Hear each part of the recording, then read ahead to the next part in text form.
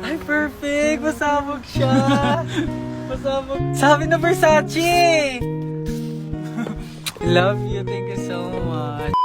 Happy Valentine's Day everyone! So, kakatapos ko lang mag-aral ngayon.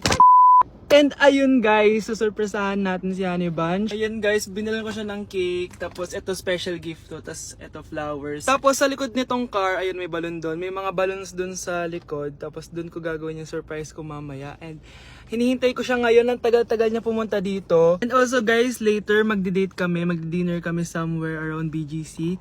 And ayun guys, kayo, kamusta naman yung Valentine's Day niyo? Special tong Valentine's sa akin kasi last year ang dami naming na-achieve. And then 3 years na kaming magjowa ni Honey Bunch. So kaka 3 years lang namin noong January 12. So marami na kaming achievements and this is just a celebration of that. And more celebrations to come. So susulatan ko rin pala siya ng letter. Ayan, para sweet tayo. Ayan, para ma-feel niya talaga na mahal ko siya. Ayan. Wala pala akong papel guys. Envelope lang to, tapos dito na lang ako sa likod magsusulat. Pwede naman yun, di ba? Hindi talaga ako ma-letter na tao, pero today is a special day. Kaya bibigyan natin si Honey Bunch ng letter. Sana na-touch ka. So tapos na ako. 1, 2, 3. Siya lang pwede magbasa neto. Guys, may problema ako kasi ang hangin dito. Pag binuksan ko tong likod ng kotse ko, lilipad lahat ng balon sa daan. So di ko alam kung paano mangyayari niyan mamaya. Guys, nandito na siya. Happy Valentine's Day! Uy, ang ganda nito. Happy Go Valentine's Day. Thank you so much. Sunflower. Let's go outside. Come here, baby. I have another gift for you. Ay, shit. Ay, perfect. Pasabog siya. Pasabog siya. Huwag mo na bubuksan mamaya na yan. Ito yung snack mo. Ito yung snack mo mamaya. Happy Valentine's. Let's make a pic.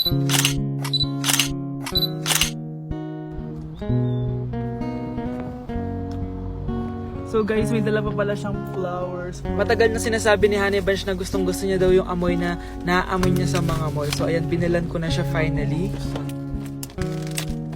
Masyadong maganda yung lalagyan. Ito. Ay! Perfume to, no? Sabi na Versace! Hala, thank you! Di ba gusto mo yan? Oo! Perfume ka na. Pakita Bawal ko humingi sa Pakita mo. Hindi ko pwedeng humingi sa akin. Love you, thank you so much. Super pasabog siya. This year siya pasabog. Last year wala siyang pasabog. Pero okay lang. May pasabog siya this year. I Ano, love let's eat you. na ba muna here? Go lang. A letter for you. Pero, Babasahin natin siya para mag-recharge sa sarili. no! Basta ikaw lang for your eyes only. Ano lang, simple message lang for you. So after nun, ayan, kumain na kami dahil nagutom na kami dalawa. Kumain kami sa Japanese restaurant kasi nag-crave daw siya ng Japanese food. So dependent pala dito pag mag-order guys. Nagpabili nga pala siya ng California Maki tsaka yung chicken. Hindi ko alam kung anong tawag doon. Ayan, so sana nag-enjoy ka naman Honey Bunch and I love you so much. More achievements to come and sana di pa tayo mamatay, no? So ayun lang naman guys. Thank you for watching this video. Bye! Kala ko biro lang siya. Guys, oh! Trying Viral TikTok Snacks Part 2! Eto na sila! Alam niyo na kung anong gagawin natin. Sabi niyo kasi marami pa ako hindi natitikman, kaya naman bumili pa ako na madami. Una natin titikman itong yogurt pero nakalagay siya sa baby bottle. Huh? Guys, hindi siya joke. Nasa baby bottle talaga siya. So paano to inumin? Sisip-sipin natin siya dito. Medyo maasim siya. Lasa siyang yogurt na nabibili lang natin, pero with a twist siya kasi dito mo siya iinumin. Nothing special. Ipatry natin kay Honey Bunch.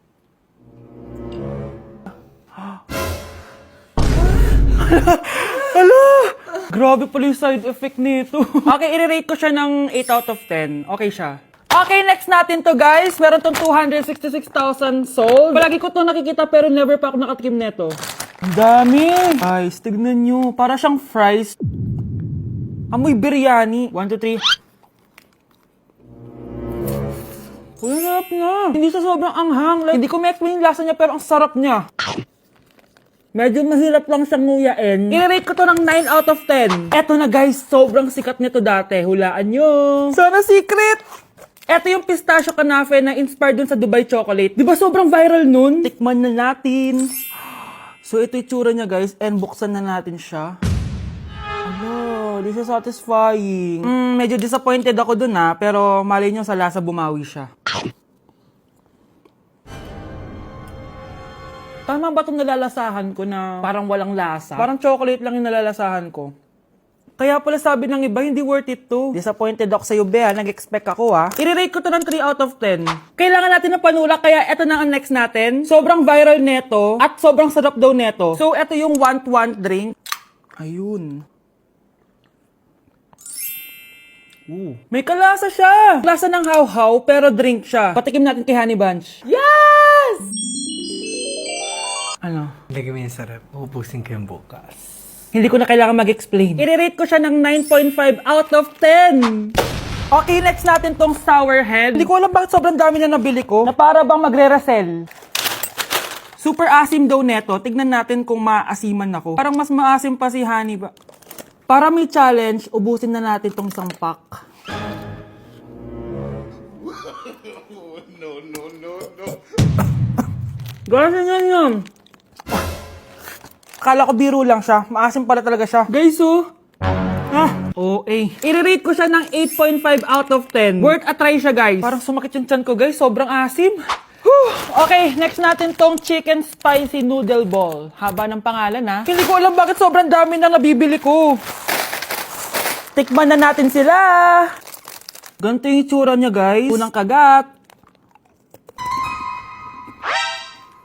May lasa naman siya pero konti lang. Parang kinain mo lang yung noodles. Isa pa guys. Hala, matatanggal na talaga tong brace ko. Hindi ko siya masyadong malasahan guys. Sorry guys, pero i-rate ko siya ng 4 out of 10. So yun lang naman guys. Comment kayo dyan kung may gusto kayong ipatry sa akin at malay nyo gawin natin yun, no? So see you on my next vlog. Bye! Kakarating lang namin dito sa Vietnam at ano pa bang gagawin natin? Titikim tayo ng convenience store food. Hala, umuulan. Tara na! Guys, hindi humihinto yung mga sasakyan dito kaya tatawid ka talaga. Update guys, buhay pa ako at hulaan nyo kung nasan ako. O diba, walang ganyan sa Pilipinas. First time namin dito sa Vietnam. Kaya naman excited ako kung ano ba meron dito sa convenience store nila. Kita nyo naman, ang dami din choices dito. Guys, may paanong manok dito Check out natin to. Guys, parang ang sarap na tong Nutella banana Guys, tignan nyo hotdog dito Kinakain daw to ng hello kaya i-check out na natin to. Tignan nyo yung mga drinks nila dito, parang lalagyan na lang ng ice. Parang masarap to guys tong kulay ube. Hala guys, may Vietnamese Sarap! Check out ko din yan! Grabe, bakit ang mahal? 345,000? Tikman na natin! Una natin tong Nutella banana. Guys, tignan nyo. Masarap siya! Bilhin nyo to guys, 10 out of 10. Next natin tong Thai chili paste and chicken floss. Let's go! Medyo malansa siya guys. Pati nasa loob niya. Sarap! 10 out of 10 din to guys! So ito daw. Tignan natin. Puro laman. Oo nga. Sobrang sarap, walang ere. Ano naman ito, pusa? Sorry. Ala, sarap nito! Sarap niya! 1 million out of 10! Next natin tong hotdog nila na hindi na niluluto. So, ganito siya guys. Pinil ko lang siya. Ang sarap! 9 out of 10 to sa akin. Next natin tong mix na spicy Korean chicken. Ayan, ganito yung tsura niya. Sarap siya. Hindi ko sabay. Sarap kaya. 8.5 out of 10. Masarap siya. Next natin tong Chan Garotyong na chicken feet or paa ng manok. Chicken feet talaga siya. As you can see, boneless siya. So, wala na ata siyang boneless siya. Ayan guys. Hindi pala siya boneless, may buto siya. Ayoko siya. 2 over 10 lang siya talaga guys. Okay, next naman itong mga barbecue nila. Ayan, iba't ibang flavor siya. 6 over 10 lang to sa akin. Okay guys, next ito, parang chicken ata. May lasa siyang efficacent oil. Ayoko to. 3 over 10 lang to sa akin. Ito guys, medyo spicy. Oo nga, lasang efficacent oil. Okay lang naman. 4 out of 10. Okay, next, itong empanada nila. Based sa texture niya, para siyang hopya. Tama nga ako guys, lasa siyang hopya. 5 out of 10 to sa akin. So last but not the least, etong leche flan nila. Ban flan yung pangalan. So wala sa review na kutsara. Para siyang leche flan na hindi sobrang tamis. So 7 out of 10. So yun lang naman guys, kung gusto ng part 2, comment lang kayo dyan. Bye! Annyeonghaseyo! Guys, sobrang lamig! Nasa Korea na ako! At syempre, ano pa bang gagawin natin? Titikim tayo ng convenience store snacks! Guys, hulaan nyo kung nasan ako, walang ganito sa Pilipinas. First time ko makakatikim ng mga pagkain sa convenience store dito sa Korea. Grabe, sobrang dami din pagpipilian dito. Guys, ito daw yung kinakain ni Jungkook sa live niya, so tikman natin kung masarap. Guys, simula bata daw si Jungkook, ito yung favorite niyang iniinom, so tikman din natin. Hala, si Jungkook! Akala ko na hospital ka. Resurrection, ang muling pagkabuhay. Annyeonghaseyo! Hala ka, may Korean guys, oh. May mga hotdog din, no? Tikman natin yung mga hotdog nila kung masarap. Guys, may nakita ako, matcha siya na pandesal, tas may ulam siya sa loob. Tikman natin kung ano lasa.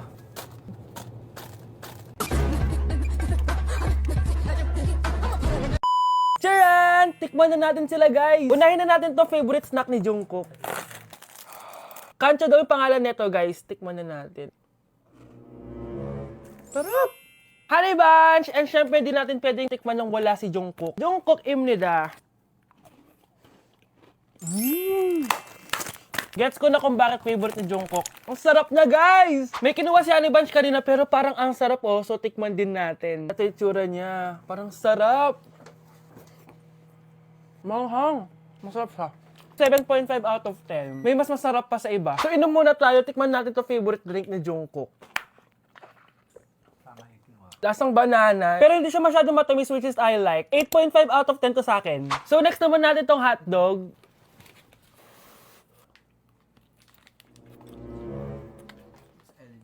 Ano yung lasa?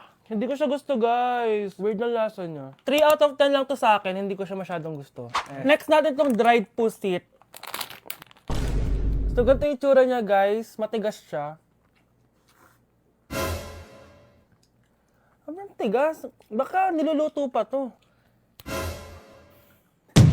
Eh, grabe. Alam mo yung mga pinangat-ngat ng aso. 1 out of 10, hindi ko siya nakain, tapos wala rin siyang lasa. Next natin to matcha na siopaw na may ulam sa loob. Unang kagat, guys. Akala ko sobrang dami laman, di siya katulad ng picture, oh. Pero masarap siya. Alam ko yung kalasa niya, yung bola-bola, ganun. I'll give it 8 out of 10, kasi masarap naman siya. Second to the last natin, itong curry crispy roll. Curry? Ah, may curry nga talaga siya. Ganito yung tsura niya, guys. Uy, ang sarap! Magugustuhan mo siya? Oo nga. Guys, masarap siya. 9.5 out of 10 to sa akin. Okay guys, last natin. Magkukurya ba tayo na hindi nakakatikim ng bulldog? Guys, natatakot ako kasi maanghang talaga to. Hindi siya maanghang, guys.